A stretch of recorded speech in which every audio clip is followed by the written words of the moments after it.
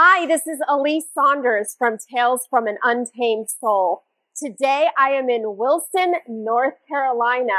I am interviewing Khalilah Hamlett, who owns 252 HQ, a variety retail store with products from over 24 Black-owned businesses. Her story is that we should all love one another and support each other with love and compassion. After hearing her story, you are going to be filled with love and joy. I'm so excited for you to hear her story. Hi, I'm Khalilah Hamlett, the owner of 252 HQ, and we're located in Wilson, North Carolina. 252 HQ is a variety retail store that sells products from over 24 Black-owned businesses. Tell me a little bit about your journey of creating 252 HQ. Okay, well, it was kind of a long journey, I guess. I don't know. When I was growing up, I never imagined growing 252 HQ, to what it is. I never imagined having it. Never imagined having a small business and being an entrepreneur. I know that I didn't have a career path that I was following, I don't think, when I was a teenager. But probably about 2 years ago, I just saw this big, outburst of Black-owned businesses just growing and thriving and, just coming out, and it just made me want to celebrate them. So, I started another business, 252 Black Wall Street. And what I do with that business is we just throw networking events and we just celebrate Black-owned businesses. We promote them on Facebook, on Instagram, on all the social networks. I have over probably 300 business cards, and I have them in my contact list. And when people need things now, all of a sudden, they just come to me and and say, what small business can do this? Who can build my deck? Who can cater for my wedding? So it's just wonderful. And then after that, after starting that business, I just decided, what would be greater than having a storefront where you can give those small businesses a permanent home, somewhere they can put their items, and while they're still, taking care of their families, while they're still working, while they're still, going to school, and, just an add on to, helping businesses thrive. What do you think having a space for Black-owned artists to showcase their work means to the Wilson community? I hope it means a lot to the Wilson community, just being able to have a place where, more than one small business. Most time when people go into a small business, it's just the owner's business, which doesn't make it any less purposeful or, great or awesome. But this is just a place where, multiple businesses can thrive. When you come in here, you're not just buying and supporting one person, you're supporting the whole community. You are helping, kids be able to afford basketball practice, and families, be able to afford to go on vacation for the first time this year. Families get through the pandemic. Like, you're just, it just makes you feel good just to walk in. And, sometimes you could come in and you could know multiple business owners in here. So it just makes you feel proud, that it makes me feel proud anyway. I don't know about anybody else, but, I'm happy every time I walk through these doors. I'm happy to support this community. I'm happy to sell these items, to promote for these businesses. Every waking moment, I'm thinking of an event. I'm thinking of a new way to promote. I'm thinking of how to get people to notice that we're here, to be able to shop and support these businesses. At the end of the month, all these businesses get 100% of their profits. So I want to make sure that they actually have a great, turnout every single month. How did you find the courage to step out of the space of working for other people and open your own business that then lifts others up and supports them? I guess I just recently just found the courage. Like, I know I want it to be more, and I know I'm destined for more. It's just it just was scary, like for years and years, and just never knowing what I wanted to do. And, but I really think what changed it is, just the support of family and friends. And, 2020 being such a hard year for me. I had my mom passed, and it was just hard. And, I sort of thought I lost it all, when I lost her. So it sort of just, like, I just went in such a dark place. And then when, I was trying to get myself out of it and trying to get myself out of it. And I was like, you know what? Like, if I can get myself out of this dark place and see the light again, then I don't need to stay just at the beginning of the tunnel. I need to go, as far as I can into the light as I can, because if I made it through this, that means, I'm purposed to be so much more. So I just was like, you know what? I'm not just going to own a business anymore. I'm going to get another business, and I'm not just going to have that business.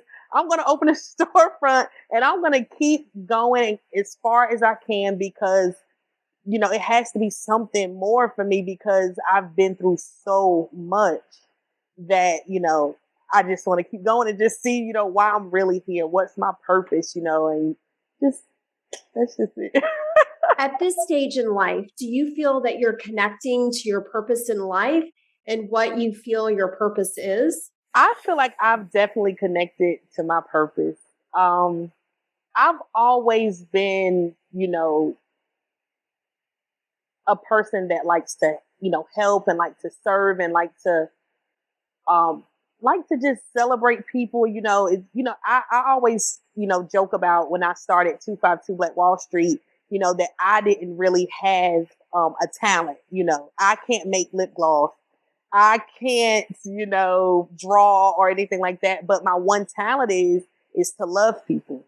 So I'm so awesome at it. So I just do that, and I just keep doing it, and I keep doing it, and I keep celebrating people. And it's not one person that could probably tell you that, they met me and I was just rude or nasty. I'm really compassionate about people. I teach my kids, you treat people how you want to be treated, no matter how people come at you, you always treat them with respect, and it's just, I feel like that's my purpose, just to love people. And I feel like this business is helping me to just be happy every day. Just as long as, I see these businesses grow and things come off the shelf, I'm more proud, I'm more happy. And, that's what I want to do every day. I don't want to, answer the phone and talk to nasty customers about, their cable or anything like that, or work as a dispatcher. I've had over 20 jobs probably, doing so many different things. And I feel like I was good at all of them, but I feel like all of them was just another stepping stone, teaching me and showing me the things that, I'm going to be doing now. So you said your purpose is to love. What does love mean to you, and how do you define love? Love is something that you work at, something that you feel that is bigger than you. Like, when I love people, when I feel like I'm loving them unselfishly, like I give my all to them. I give my all to this business. I give my all to promote, and I give my all to just celebrating people. I feel like that's how love is. You don't put in a part-time, you give your all, you try as hard as you can, you work as hard as you can. I feel like that's how I can define love, I guess. The biggest challenge for me has been learning to love myself. Oh, that's like the biggest challenge I had my whole life. And I think, it's so crazy. I think I love people so much more because it was so hard, trying to love myself and trying to trying to find, the worth inside of me. So, I found it in other people, other things, like, this business. If I find that they are worthy, then it's like, okay, well, I'm promoting them and I'm helping to, make them thrive. So, I'm worth something too, so it's been a hard journey, but How do you balance giving yourself love and self-care when you have multiple businesses and family responsibilities to ensure that you don't give away more than you have to give? I used to have a hard time balancing that. It was, you know, it was just hard. I was giving to my kids. I had 4 children. I was giving to my family, my friends, now the store. And sometimes I go a little crazy because, my head feel like it's in 10 different places doing 10 different things. But recently, probably about 6 months ago, I started getting monthly massages, and I, get pedicures and I get manicures, and, I just started getting facials. So I'm just trying to do as much as I can to take care of myself, and just, sometime where I can relax for an hour, because I literally only get an hour in a waking day to probably relax. So, I tried that probably about 6 months ago. I just opened the store probably about 2 months ago, but even while I was planning to open the store, it got hectic because I just stopped working a 9 to 5 probably 2 weeks before the store opened. So thank you. So, just running, the business. Like I said, I have another business, 252 Black Wall Street. I was running that the entire time I was working. And, so it just got a little rough when I start thinking about a store. I'm like, oh my gosh, 2 businesses, a job, 4 kids. My daughter's going off to college. I got my youngest son going off to kindergarten. It was almost driving me crazy. But, like I said, I just started doing more self-care, and just positive affirmations help a lot. I have like an app on my phone. It's called I Am, and it just sends me positive affirmations throughout the day. And it just seems like somehow, my phone knows exactly what to send at the right time. And it just sort of calms me down. I'm a person that likes to just see things and repeat things. So, that makes me feel a lot better. What is your favorite mantra? I am worthy of the love that I give to others. As you were getting ready to step into the life of this store with Alise, no guaranteed paycheck, how did you feel? Well, it was a little scary, but I think for that, moment that I was like leaving the job, decided to, within that 2 months where I was like, okay, I'm leaving this job because I want to be happy, and I want to, it's like when I walked into my 9 to 5, my creativity just went to sleep, and I had to do what everyone else told me to do. And I had to, just doing things I didn't want to do. So I was just ready to go. So that just made me a little bit more confident, so even though I was scared, I was like, you know what, I can do it. Like, I'm going to find this building. I am going to, I'm going to do it. And I'm like, and if I do find the building, and if it's in my, budget, and if it's beautiful, and I could just have a vision when I walk through the door, then it's just meant to be, I feel like God doesn't take me anywhere where I'm not supposed to be. If he guides, he's definitely going to provide. So he guided me here, and the rent was good, and the space was large, and it was downtown, and it was just everything. And I said, you know what? It's just, if this lady runs my credit and she comes back and say that I can get this store, it's just meant for me to have it. And she called me back in 2 days and said, okay, well, when can you come sign a lease? And then it's just like, okay, I'm not scared anymore. It's meant for me to have it, and I'm just going to go after it. But my friends think I'm a little crazy anyway, because they said I'll just do anything. Did everyone in your life support you, or did anyone try to deter you to stay safe in your 9 to 5 job that they thought was more secure? Well, my friends were a little alarmed, because they know that, when I want something, I just go get it. I'm just not the type of person that just thinks about it for a long time, because I just feel like, you might miss your window.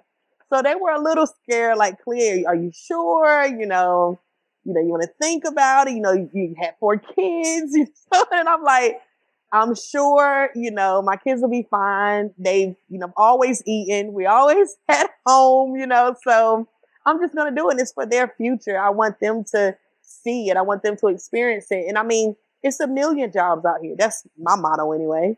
If this doesn't work out, I'll go back to work. No harm, no foul. But I just know that it's something that's just this is forever now. Like, I can't turn back. I can make my own schedule now. Like, I can't turn back now. What does being an entrepreneur, creating your own schedule, living by your own moral code, and making your own decisions mean to you? That means so much to me. Just because I'm the type of, like I said, I have 4 kids. Like, my life always feels hectic. It always feels hectic. And I do not need it to feel hectic only after 5 o'clock in the afternoon or only on the weekends. I have stuff to do all week long. Like, I need to be able to choose a schedule that's right for me. And it just makes me feel so empowered. It makes me feel so proud. It makes me feel so happy that I can just do what I have to do, still run a business, still be there for my kids. And, this is what I want for all small business owners, to be able to live a life that's, you feel free and, still be able to do, take care of your household, take care of your family. And, I don't want to miss any dance recitals that my daughter has, and I don't want to, have to worry that I'm going to lose my job because my kids have the flu. I just feel a lot better, and I'm grateful. Before COVID, I saw more people putting things off with excuses like when their kids aren't in school, when I retire someday, right? How has COVID helped you embrace the now moment? It definitely has. COVID had a big part of this store opening up because, I literally saw life flash before my eyes, just seeing, family members pass. And, even my mother, when she passed in 2020, it was from COVID. And even before that, in 2019, my dad passed. In 2018, my only sibling passed. So it's like life was just disappearing. And I'm like, you know what? I can't just sit back and, if this is going to be what I want to do, I don't want to be unhappy. I don't want to go to work every day miserable. And then next week I don't have a life, so I need to go out and create a life, create a legacy to leave to my kids. So, one day, even when I'm not here, I would like my name to still be here. I would like, to be able to buy acreage for my kids to own. I would like, just to leave a legacy behind. It's just I've lost so much, and when it's time for me to go, I want to leave so much behind. I feel like you're just getting started. Like, in 10 more years, you could have 10 more businesses. What do you see for yourself? Well, with my other business, I told you about 252 Black Wall Street. This is our 3rd year with that business. So our first year, we had a benefit event. It's a networking event that we always have, but we benefit one nonprofit in the community that's being underserved. So we sponsored a food pantry, and we collected tons of, food. And I went out, hit the streets looking for sponsors and donators. And we got sponsorship money, donation money, and we donated towards this business, this nonprofit. And then last year we did it again. It was for a transition house, where they helped women transition from prison to, back home with their families. So this year we're at it again, and we're sponsoring a nonprofit called Wildest. And they help people who have lost their way.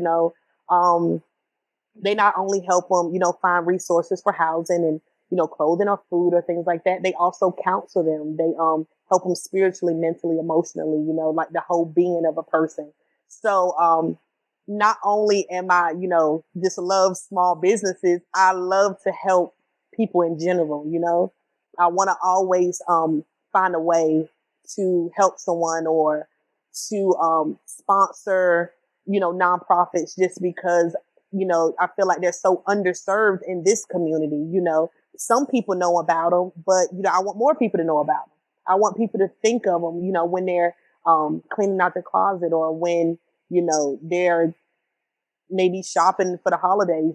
Think about these nonprofits that are trying their best to help the community, feeding them and clothing them and getting them back on the right path. So I want to bring awareness that we all should be doing that, not only shopping small for the holiday, but also giving back. So, both my businesses, I think, just help towards my purpose, just to give and just to celebrate people and to just show people that they're worthy, even if you're not having the best of luck right now, even if you're just out of prison and you're trying to get back home to your family, if you fell short, we all fall short, of the glory, but we just have to help each other and be a stepping stool for each other to just be greater. There are many times that women don't support other women. You are an extraordinary example of a woman that lifts up other women.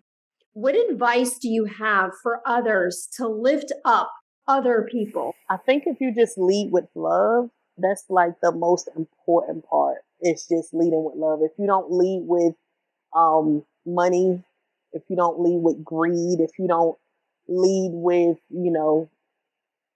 how beautiful you may think you are, or, how nice your body is, or how nice your house is, or, if you don't lead with those things, it's so many things to worry about, it's so many people that are in need, or, they may just need a nice word spoken to them, or, something like that. But if you don't have love in your heart and you don't, lead with that, then you can't fully appreciate someone else's greatness, because you're looking at them as competition when you should be looking at them as, as your partner, your sister, your brother, I think it's just all about love, and some people wasn't raised with the same love.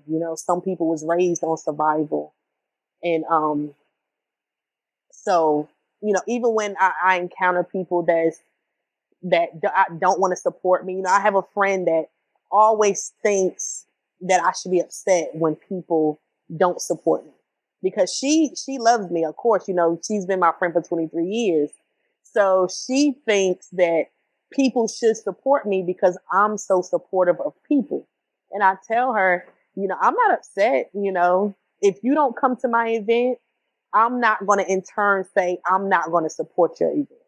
If you don't come to my store, I'm not going to in turn say, I'm not going to buy your product. That's your own personal decision. And my decision is to love you. And then you do whatever you want with your decision. So, yeah. How do you feel the message of love and acceptance of others in today's world is ever more important? Just with the world just being how it is. I mean, just everyone is finding a reason to not love somebody. Like, it doesn't matter. Like, their, their skin color, their weight, who they choose to love, where they choose to live, just anything.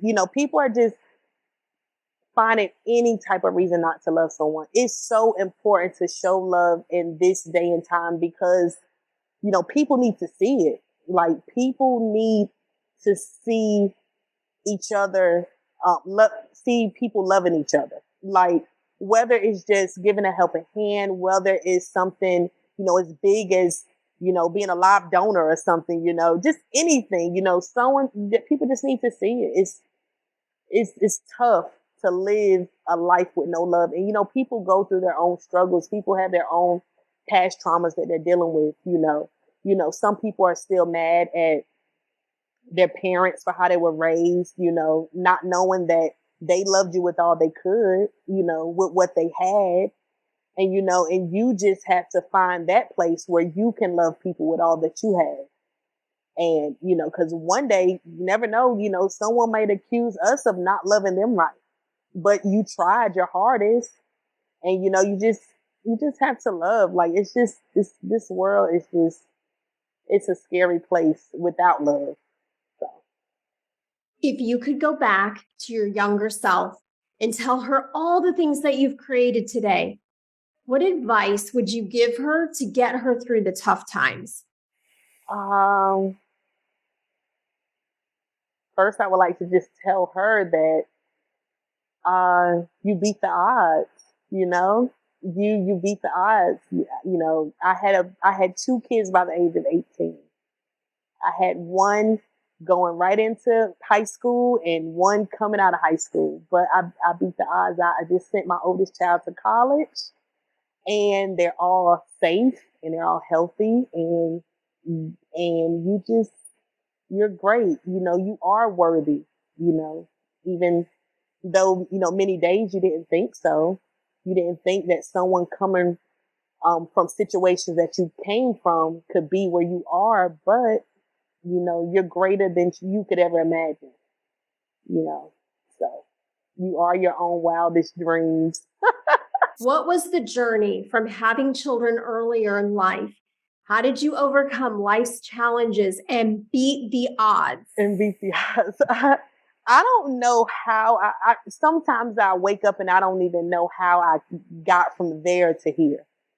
It's just like I just did it. Like it just every day trying to be better, just more and more. You know, even though you having a voice in your head telling you that you won't get there and that you're not good enough and that people from your situation don't get you know, out of it. You know, they don't get to businesses. They don't get to ownership or things like that. You know, even though, you know, I could see it, you know, some people do get in, you know, out of situations, but just a little voice in your head is just telling you that you're not. And then you just have to wake up every day and you just have to fight that voice and you just have to tell them, you know, I'm greater. I'm going to be greater. I'm going to have greater. You know, I'm purpose for more. I'm favored. You know, every single day God favors me.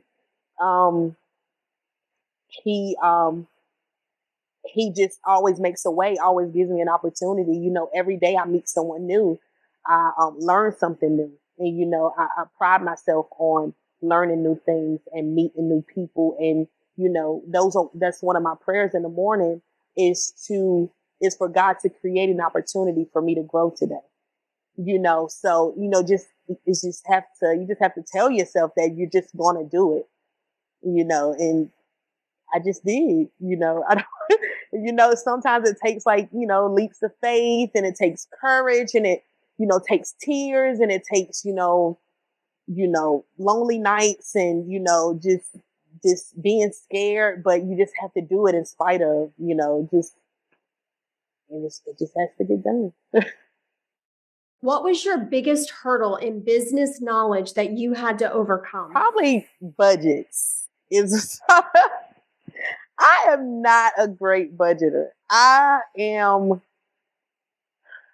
just not good at it. I'm not good at financials. You know, I'm good at paying my bills but I like to eat out and I like to, you know, buy something just at the spur of the moment that I don't need. And, you know, it's just, I had to sit myself down and really talk about it. You know, like you can't just buy everything that you want. You know, you can't spend money like you're a millionaire yet. You know, you're not there yet. You have to save. You have to have a nest egg. You know, just telling myself these things, and you know, still dealing with it today. You know, I'm doing better, but you know, I still like to you know give my kids money, and you know, I like to you know buy takeout. You know, I like to live. You know, and that's the point of me becoming an entrepreneur is so I can live on my own terms. I don't want to pinch pennies forever, but I know I still have to save and be responsible. But I'm doing it, you know, I'm able to, you know, pay all the store bills and my home bills and, you know, and we're doing fine, you know, so I'm grateful once again. Any words of wisdom? If I would have anything to say, you know, to spread a positive message or something like that, it would just keep leading in love and keep believing in yourself and keep filling up your cup every day so you can, you know, pour out to other people. Um, don't give up on your dreams. Don't put limitations on God. You know, just let him make you as big as he wants to make you. You know, don't look at what you have and let it determine what you will have, because it's not what you see is what he said. You know, it's if you know that you're purpose for more, then you just keep going until you feel like you're walking in it.